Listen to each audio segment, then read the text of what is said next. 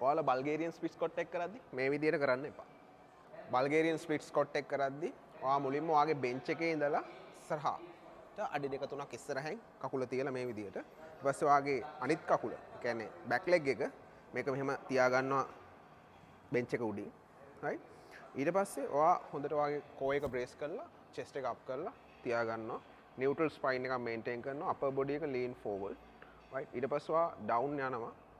Down යනකොට ඔයාගේ front leg එකේ තයි එක පැරලල් වෙන්න ඕන ෆ්ලෝ එකට. ඒ වගේම අනිත් ලෙග් එකේ බෑක් ලෙග් එකේ නී එක මේ විදිහට ගියා. ඊට පස්සේ හොඳට හීල් එකෙන් උඩට පුෂ් කරනවා. ෆ්‍රන්ට් ලෙග් එකේ හීල් එකෙන් උඩට පුෂ් කරනවා. again slowly down යනවා. 2 to 3 second විතර අර ගන්නවා ඩවුන් යනකොට. again ආයි උඩට පුෂ් කරනවා. අපර් බොඩි එක lean forward වෙලා තියෙන්න ඕන.